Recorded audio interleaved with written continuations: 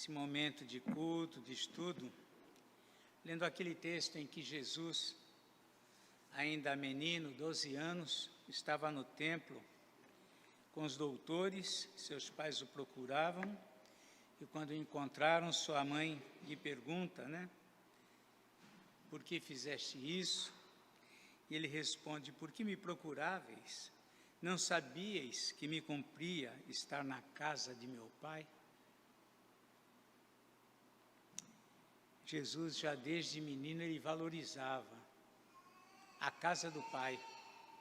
Quando nós acompanhamos o seu ministério, vemos Jesus, sempre, continuamente, ele se mostra em alguma situação nas sinagogas. Era ali o lugar de culto. E hoje nós vamos falar um pouco sobre isso, porque o salmo que nós vamos estudar hoje, que está aqui na nossa rota, é o Salmo 84. Salmo 84. Estamos estudando a Bíblia. Nós começamos, aqui eu tenho a data, 18 de 10 de 2017, começamos Gênesis.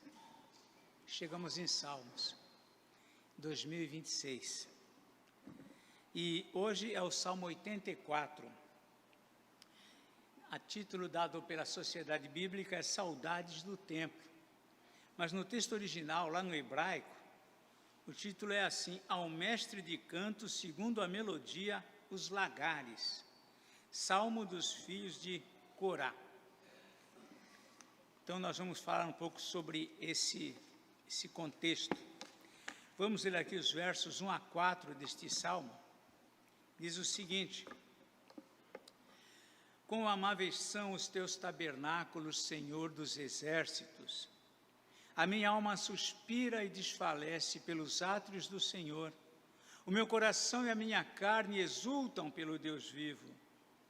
O pardal encontrou casa e a andorinha, ninho para si, onde acolhe os seus filhotes. Eu, os teus altares, Senhor dos exércitos, Rei meu e Deus meu. Alguém já disse que abaixo do céu, não há nenhum lugar ou ambiente melhor para você viver, para você conviver, para você criar os seus filhos e aguardar a volta de Jesus, do que a igreja. A igreja é o melhor lugar para você viver, para você caminhar, para você estar, para você desfrutar de tudo aquilo que Deus proporciona através do seu povo, através daquilo que Ele preparou, do seu projeto, do seu plano para o povo de Deus. E hoje nós vamos falar um pouco sobre isso, o amor pela casa de Deus. O nosso título desse estudo aqui é Não há lugar melhor. Muito bem. Esse salmo é fruto da expressão de amor de uma família de levitas, da família de Coré. Às vezes o pessoal fala, os levitas são os que cantam. Não, os levitas cantavam, carregavam coisas, armavam as tendas, desarmavam a tenda lá na época do deserto, eles faziam de tudo. E tinha os levitas que eram separados especialmente para cantar. Mas levita não significa cantor, O que carrega a cadeira também pode ser um levita e todos mais. Mas a família dos coreitas já era uma família separada já desde o princípio, e Davi também estipula isso, para que eles cuidassem do canto na casa de Deus. Esse salmo, ele é um salmo dos filhos de Coré. Então, a família deles já era antiga, já era centenária, mas os filhos continuavam ainda nesse ministério, e eles fazem esse cântico, logicamente inspirado pelo Espírito Santo de Deus, expressando o amor que eles tinham pela casa de Deus. O amor que eles tinham pela casa de Deus. E essa palavra que eles dão se contrapõe à ideia que infelizmente tem se tornado cada vez mais comum, de que a igreja é apenas uma opção de você participar do culto. Essa é uma ideia que tem se estabelecido, que tem se estendido, e com certeza, infelizmente, vai se tornar cada vez mais comum, porque nós amamos o conforto. Se eu posso fazer alguma coisa deitado no meu sofá, eu prefiro fazer as minhas coisas deitado no meu sofá. E o culto, por vezes, tem tomado também esse lugar na vida das pessoas. E uma das coisas que o salmista aqui fala é contra isso. Ele fala sobre a casa do Senhor, sobre o seu amor pela casa de Deus, né? Inclusive, muitos até preferem esse tipo de opção, porque eles podem ver não somente o culto da sua igreja, vêm outros cultos, outros pastores, outras mensagens, às vezes consideradas melhores do que aquelas que eles ouvem na sua igreja. Então, essa é uma ideia que tem se proliferado, e a tendência é cada vez mais essa ideia aumentar. Mais pessoas passarem a optar, como se pudesse optar, por participar de um culto na sua casa. Tudo bem, o salmista não tinha essa escolha. A família de Coré eram levitas, eles não tinham essa opção, né? Mas o que se destaca é a importância que eles dão à casa de Deus. A importância que eles dão à casa de Deus. Este salmo, na verdade, é uma chamada do próprio Deus, através do salmista, a que o seu povo ame a casa do Senhor, a que o seu povo tenha prazer na casa do Senhor, em estar na casa do Senhor. Isto significa o estudo da palavra, é o convívio com pessoas, é o serviço a Deus nesse ambiente, os louvores a Deus e tudo mais. Tudo que envolve o trabalho de Deus, a casa do Senhor. O amor do salmista aqui pode ser observado pelas suas palavras, né? Quão amáveis são os teus tabernáculos. Ele continua, Senhor dos Exércitos, a minha alma suspira e desfalece pelos átrios do Senhor. O meu coração e a minha carne exultam pelo Deus vivo. A casa de Deus era um objeto de prazer, de alegria para o salmista. Ele sentia alegria nisto. Tais expressões até parecem, de certa forma, involuntárias. A impressão que nos dá é como se simplesmente, ao ele entrar na casa de Deus, essas expressões brotassem do coração dele, como uma expressão de alegria por estar nesse lugar. É assim que ele sentia nesse contexto. Esse mesmo amor se manifestou na vida de homens como Davi. Davi também era alguém que, por vezes, ele manifestou o seu amor à casa de Deus. Lá no Salmo 23, versículo 6, ele diz assim, certamente bondade e misericórdia me seguirão todos os dias da minha vida. E ele encerra dizendo, e habitarei na casa do Senhor para todo sempre. Casa de Deus. Naquele contexto que o salmista escreveu, quando ele se refere à casa de Deus, ele tem em mente o quê? O Monte Sião, o templo, em Jerusalém. Nós, a igreja. Naquele contexto, ele tem prazer nisto. Isso alegra a vida dele. Nós vemos aqui, entre os salmos, foi mencionado pelo pastor Edivaldo aqui, os cânticos dos degraus, ou cânticos de romagem, que o povo cantava, ia cantando enquanto se dirigia para as festas em Jerusalém. Aquele momento de alegria, aquele momento de convívio. Então, nós vemos aqui o salmista ele expressando esse amor. Davi, ainda lá no Salmo 26, versículo 8, ele diz, eu amo, Senhor, a habitação da tua casa. Eu amo. Expressões de amor. Nos dias de hoje, como eu disse, a gente tem visto uma postura diferente. Nós precisamos ter amor e prazer pela casa de Deus. E já vamos entender o porquê isso. Porque, na verdade, isso é reflexo do nosso amor a Deus. Aquele que ama a Deus vai amar aquilo, o ambiente onde Deus mesmo planejou. Igreja é uma instituição de Deus. Foi Deus que planejou esse contexto de igreja, de assembleia. Igreja vem da palavra eclesia. Eclesia no grego significa assembleia, mas com o passar do tempo, essa ideia, essa palavra passou a significar a assembleia, mas dos cristãos, o povo reunido, a igreja do Senhor.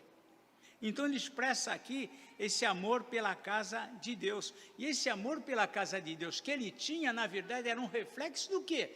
Do seu amor pelo próprio Senhor. Né? Como se ele entendesse assim: aquele que ama a Deus vai amar a sua casa, vai ter prazer nisso também. E para exemplificar a importância da casa de Deus, ele usa aqui um exemplo também bem natural, né? Ele usa aqui o exemplo da ave com respeito ao seu ninho. Então ele diz lá, o pardal, nesse amor, né? O pardal encontrou casa, e a andorinha ninho para si, onde acolhe os seus filhotes. E eu encontrei os teus altares. Assim como os pássaros se sentem seguros no seu ninho que é preparado por eles, ninho que eles mesmos tecem, fabricam. Nós temos aqui no nosso pequeno jardim, aqui nos fundos, nós temos ali alguns vasos, alguns ornamentos ali, que tem muita palha. Nós já fizemos vídeo de o BenTV vindo até ali para pegar aquela palha e sair com ela e levar, provavelmente para tecer o ninho dele. O ninho era a segurança da ave, é para lá que ela toda noite se dirige. Nós não vemos, a gente ouve tanto pássaro, tanto canto aqui de manhã por aqui, à noite você fala, onde que eles estão? Eles estão no lugar seguro deles, no seu ninho. E o salmista usa essa figura para dizer, eu encontrei a minha segurança, eu encontrei o meu descanso, eu encontrei o meu lugar de conforto na tua casa, nos teus altares. É isso que ele expressa nesse salmo que ele fala sobre a casa de Deus. Para ele, era essa a visão da casa de Deus. E para nós também deveria ser assim. Nós vemos ainda o seguinte, quando a gente pensa sobre essa realidade, olhamos para a igreja do Senhor e olhamos para a situação hoje do mundo. O mundo está cada dia mais inseguro, cada dia mais violento, cada dia mais instável. Não existe lugar melhor para a gente conviver, para a gente estar, para a gente criar os nossos filhos, para os nossos filhos crescerem, do que dentro da igreja.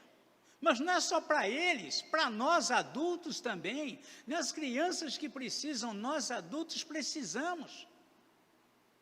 Então o salmista, ele destaca esse amor que ele tinha pela casa de Deus. A igreja, apesar da sua imperfeição, nenhuma igreja abaixo do céu é perfeita, e isso é verdade. Mas apesar dessa imperfeição, ela é constituída de homens, e se são homens, são pecadores é imperfeito, mas apesar disso, a igreja ainda é o melhor ambiente que nós temos para conviver, que nós temos para desfrutar da comunhão, da presença de Deus, do estudo da palavra, do crescimento. Nós vemos não somente esse salmo, mas outros salmos na Bíblia, outros textos da Bíblia falando sobre a importância disso. O Salmo 133, um salmo de Davi, declara, como é bom e agradável viverem unidos os irmãos. Onde que os irmãos vão se reunir? É na igreja, na casa de Deus.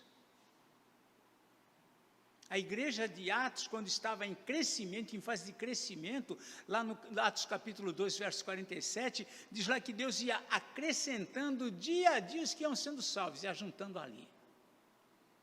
Casa de Deus, na igreja. Então a igreja é esse ambiente que Deus preparou para nós. O autor aos Hebreus exorta lá aos crentes daquela época, igreja que vivia um tempo difícil de perseguição, não deixemos de congregar, como é costume de alguns. Congreguem, estejam juntos, se fortaleçam. É isso que ele ensinava. Então nós vemos nesse salmo, primeiramente, o amor pela casa de Deus. por parte aqui do salmista. Outro ponto que ele também destaca é que na casa de Deus há prazer e bênção. No versículo 4 em diante, ele continua falando sobre essa realidade, dizendo: bem-aventurados os que habitam em tua casa, louvam-te perpetuamente.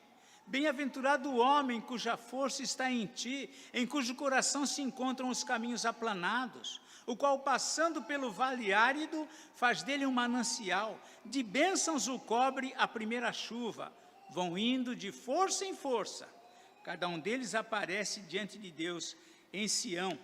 Ele declara aqui que são bem-aventurados, são felizes os que habitam na casa do Senhor. É importante a gente ter em mente que esse habitar trata-se de uma figura. Na verdade, ninguém habitava no templo. Nos dias do sacerdote Eli, ele estava lá, ele habitava ali onde estava a arca. Samuel estava ali onde estava a arca também. Samuel cresceu ali desde menino, mas era um outro contexto. Posteriormente vem o templo de Jerusalém. E é sobre o templo de Jerusalém que trata aqui esse contexto, quando ele está expressando esse amor pela casa de Deus. E ele diz aqui, então, que são felizes esses que habitam na casa do Senhor. São felizes por habitar na casa de Deus. Mas o que ele quer dizer com esse habitar na casa de Deus? O que significa os que habitam na casa do Senhor? São aqueles que vivem à luz dessa realidade. Ele coloca aqui alguns pontos interessantes, por exemplo, aqui no próprio versículo 4, louvam-te perpetuamente. Estão sempre, a vida desses que habitam, esses que buscam a presença de Deus, eles vivem em constante louvor. É uma vida de louvor a Deus, de gratidão a Deus. Eles possuem um senso de dependência de Deus. No versículo 5 diz assim, bem-aventurado o homem cuja força está em ti. Não é a força que está nele, mas a confiança dele, ele não tem força em si mesmo, mas ele tem a força, sua força em Deus, expressa a dependência de Deus. Bem-aventurados esses, os que habitam em tua casa, esses que te louvam perpetuamente, esses que têm consciência de que dependem completamente do Senhor. E ele continua ainda nessa realidade, esses que têm um coração justo, benigno, em paz. Ele diz, continua lá no final do verso 5, em cujo coração, esses bem-aventurados, se encontram os caminhos aplanados. Eles têm paz com Deus. Habitam na casa do Senhor, nessa figura. Ele diz ainda, ele acrescenta ainda aqui, que esse que habita na casa do Senhor, esse que vive essa realidade, diz aqui que ele abençoa, mesmo lugares difíceis, situações difíceis, ele é alguém que abençoa. Lá o profeta Jeremias, no capítulo 17, ele diz que bem-aventurado aquele cuja força é o Senhor. Ele compara aquele que é plantado junto à corrente de águas, quando vem o calor, ele continua viçoso. Quando chega a época da seca, a época infrutífera, ele continua produzindo. É alguém que é sustentado pelo Senhor.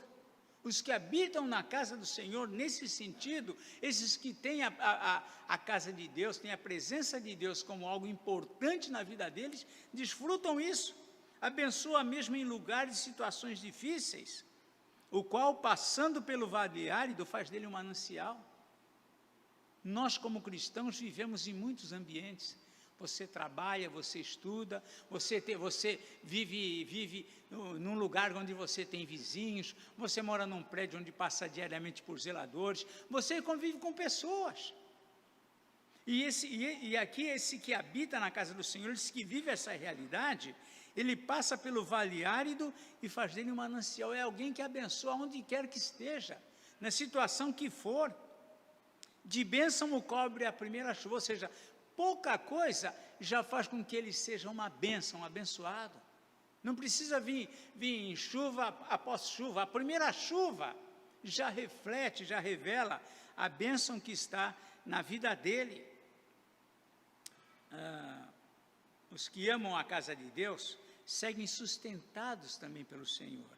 Ele diz aqui, esses vão indo de força em força, cada um deles aparece diante do Senhor. Há um crescimento, de força em força ele vai caminhando. Quem são esses? Os que habitam em tua casa. Os que têm a casa do Senhor como importante. E esses que têm a casa do Senhor, vive as coisas de Deus como importantes na vida deles. Vive o serviço, vive o louvor, vive um coração que procura ser agradável diante de Deus, e assim por diante. Nos versículos 8 e 9, ele também fala aqui acerca da sua confiança. Senhor, Deus dos exércitos, escuta a minha oração, presta ouvidos, ó Deus de Jacó. Essa comunhão que ele tinha, esse prazer que ele tinha nas coisas de Deus, na casa de Deus, dava a ele essa confiança de poder falar com Deus. Escuta a minha oração, Senhor. Presta ouvidos, ó Deus de Jacó, dá atenção àquilo que eu estou passando, àquilo que eu estou vivendo. Ele sente essa confiança de se aproximar de Deus. Por quê? Fundamentado naquilo que ele vive com Deus, naquela realidade que está presente na vida dele. Ele se sente à vontade para clamar a Deus, que Deus o ouça, que Deus o escute. No verso 9 ele diz assim: olha, ó Deus, escudo nosso, e contempla o rosto do teu ungido. Para ele, Deus é a sua segurança, Deus é o seu escudo, né? Para nós hoje o escudo não é alguma coisa que não faz parte da nossa realidade, mas naquela realidade, escudo era aquilo que defendia, era aquilo que protegia no momento de batalha, no momento difícil, e para ele, Deus era o seu escudo. Contempla o rosto do teu ungido. Ele vai trabalhando dentro dessa ideia, no que ele começou lá, que os átrios do Senhor, que a casa de Deus é aquilo que é mais importante na vida dele. Mas ele não para aí. E esse outro ponto é curioso também, porque segundo ele, a casa de Deus é um lugar incomparável. A gente vê o valor, a visão que ele tinha da casa de Deus. A visão que ele tinha. Ele diz aqui no versículo 10, pois um dia nos teus átrios vale mais que 1000. Prefiro estar à porta da casa do meu Deus a permanecer nas tendas da perversidade. Aos olhos do salmista aqui, existe apenas duas possibilidades de lugar, de situação em que ele se encontre nessa vida. Para ele, ou ele está na presença de Deus, nos átrios do Senhor, como ele diz aqui, ou ele está nas tendas da perversidade. Eram esses dois ambientes que ele vê para a vida dele: eu estou com Deus, ou estou sem Deus. Ou estou vivendo essa realidade da relevância da presença de Deus na minha vida, ou eu estou nas tendas da perversidade. Era o contexto que ele tem. Ele diz aqui nos átrios, né? Depois, um dia nos teus átrios. Átrios era aquela parte que entra no templo, que tem a cobertura. Aqui eles chamam o átrio, aquele espaço de entrada para o templo. E ele chama aqui os átrios do Senhor. Ele fala: eu prefiro estar, pois um dia nos teus átrios vale mais que 1000. Para ele, não tem comparação ele estar na presença de Deus, ele está longe dessa realidade. E aqui é mais do que, a gente não pode interpretar isso também como só a casa de Deus, como sendo o templo. Quando Salomão, por exemplo, ele orou na inauguração do templo, ele ora consciente: olha, Deus não habita aqui nesta casa, Deus está em todo lugar.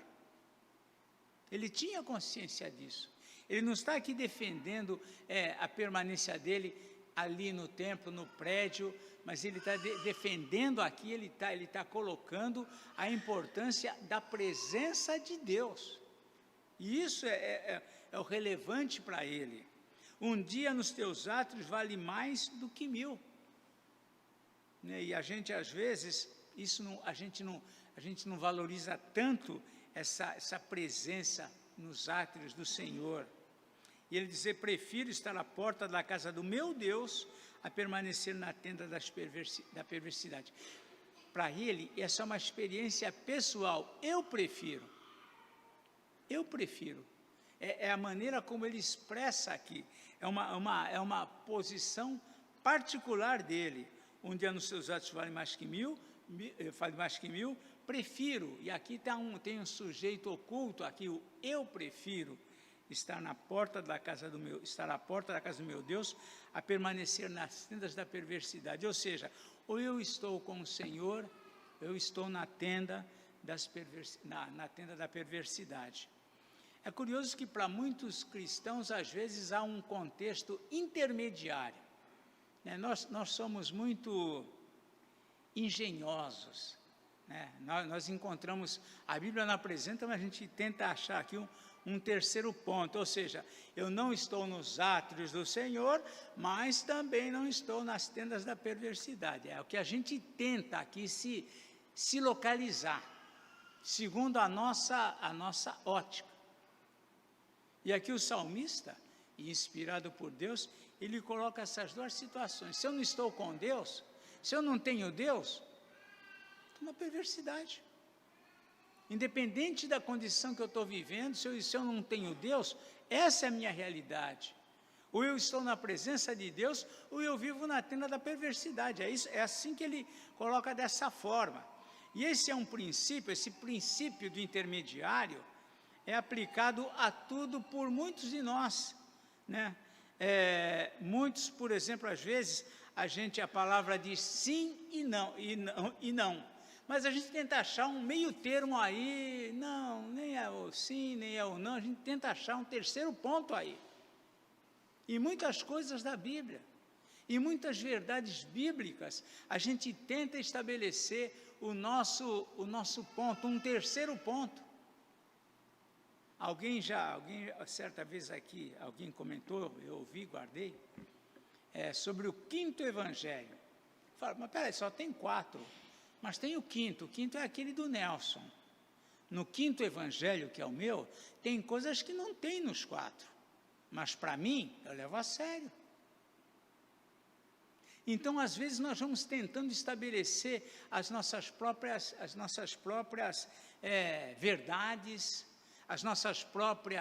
nosso próprio espaço entre aquilo que a palavra diz, aquilo que a palavra não diz, e aquilo que eu acho que é o meio termo. Eu acho. E para o salmista ele é muito claro. Ou ele está na presença de Deus, nos atos do Senhor, ou ele está na tenda da perversidade. E ele é taxativo com respeito a isso. E por que ele é tão direto? Né? Aí a gente vê aqui no versículo 11, ele continua, né? Por que ele está defendendo isso, os que habitam na casa de Deus? Se não está nos atos do Senhor, está nas tendas da perversidade. Aí ele diz lá, porque o Senhor Deus é sol e escudo. O sol é a vida, é a luz. E ele é sol e escudo, ele é a proteção, ele é a nossa vida. É a maneira dele dizer, olha, é tudo que nós precisamos. O Senhor também dá graça e glória. Por que um dia nos atos do Senhor vale mais que 1000? Porque ele é o sol e escudo para mim. Porque ele é o único que dá graça e glória. Os homens podem desfrutar de alguma glória, não deles em si, mas Deus dá. Davi reconhecia isso. Foi Deus que fez com que Davi conquistasse tudo que ele conquistou. Foi Deus que deu a Salomão a inteligência pela qual ele foi tão exaltado, pela qual todos admiravam. Foi Deus quem deu para ele. E aqui o salmista ele reconhece que o Senhor é aquele que dá graça e glória. Eu prefiro estar um dia na casa do Senhor que vale 1000 do que estar longe de Deus. Por quê? Porque Deus é o meu sol e o meu escudo. Por quê? Porque Deus dá graça e glória. É Ele que faz tudo isso. Porque Deus é generoso. Nenhum bem, ele continua, nenhum bem sonega aos que andam retamente. Ele não nega nenhum bem àqueles que estão com Ele. é importante a gente interpretar corretamente esse não nega nenhum bem. Daí alguém vai falar, puxa, mas eu quero tanto um carro, uma casa e não tenho. O Senhor sabe o que é melhor para mim, o que é melhor para você. Ele sabe o momento que Ele vai abençoar ou não. Mas o salmista entendia que nenhum bem, nada de bom que você precise, Deus deixa de dar. Esse é o ponto. Nada que você precise que seja bom para você, Deus vai deixar de dar. Então nós vemos aqui ele colocando aqui na visão, a sua visão, e colocando aqui sob a inspiração de Deus, aquilo que é o melhor para nós. Finalmente, no seu pensamento, ele escreve aqui no versículo 12, ó Senhor dos exércitos, feliz o homem que em ti confia. Veja que ele começa falando o quê? Sobre a casa de Deus, o amor pela casa de Deus. Ele vai discorrendo o salmo todo fazendo essa abordagem de amor pela casa de Deus.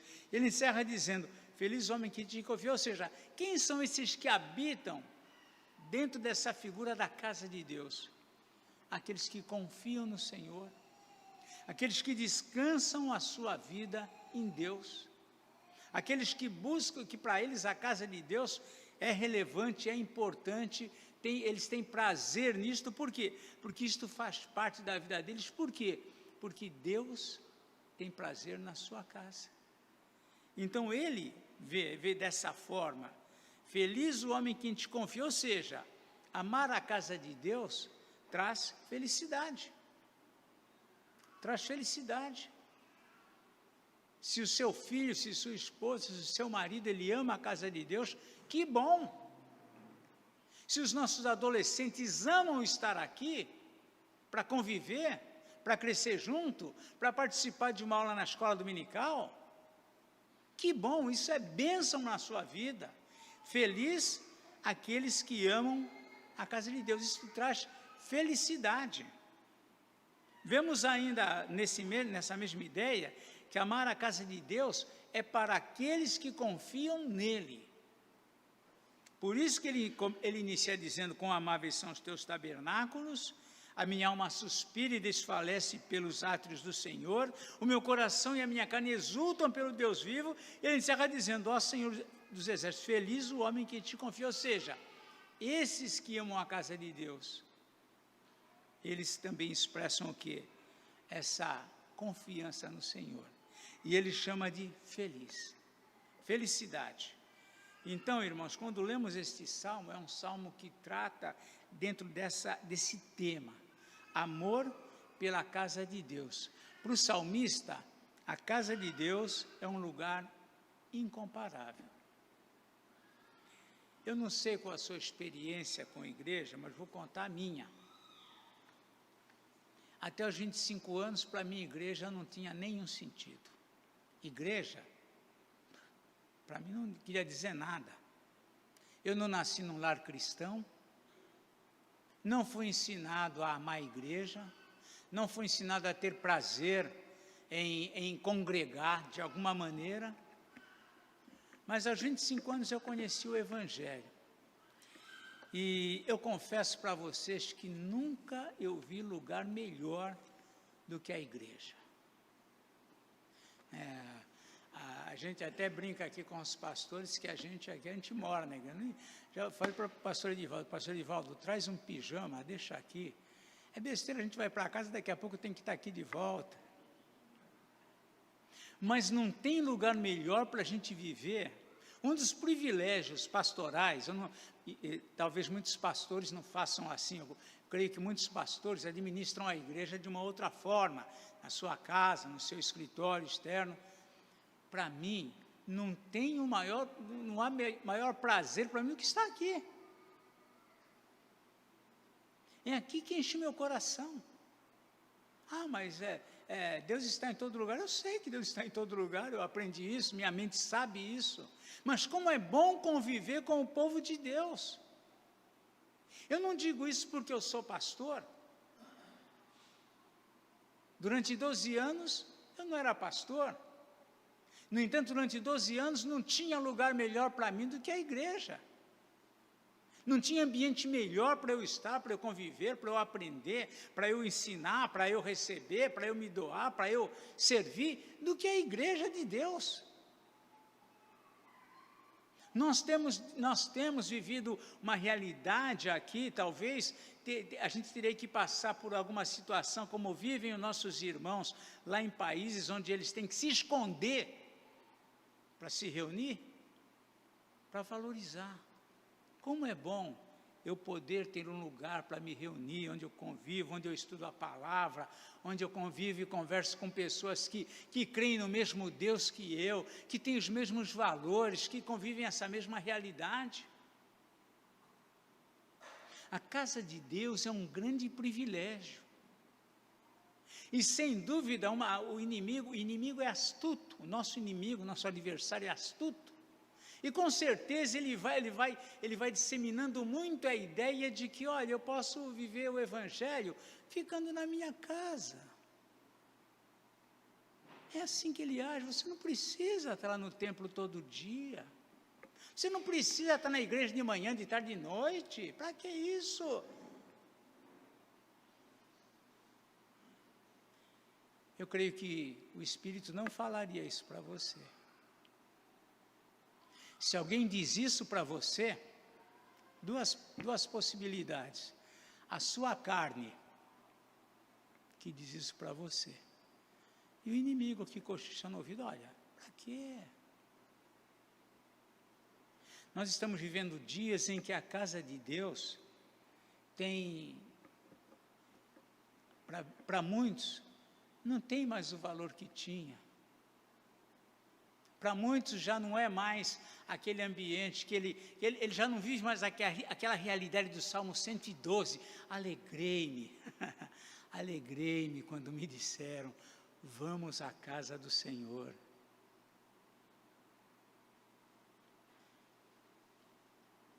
Coisas que a Bíblia traz, tão simples, tão singelas, mas que têm ficado para trás.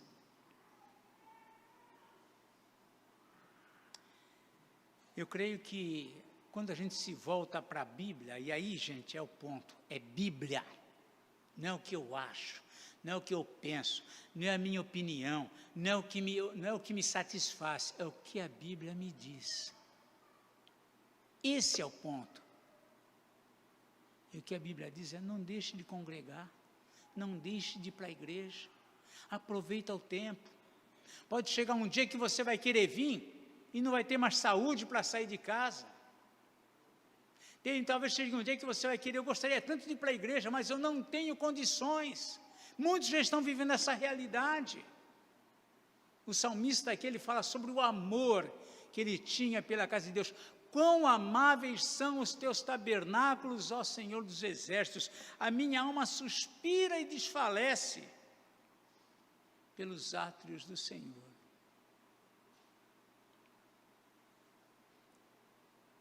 Como é bom, irmãos, como é bom ter uma igreja para a gente congregar, como é bom ter um espaço para a gente se reunir, abrir a Bíblia, ler juntos, cantar louvores, para a gente estudar a Bíblia, para conviver, para conversar, para tomar um cafezinho juntos, que seja. Coisas simples da vida cristã, mas que têm ficado para trás. A igreja tem se tornado uma opção, e não a prioridade, e não o objeto do nosso amor, como Davi dizia, como o salmista diz, amor pela casa de Deus.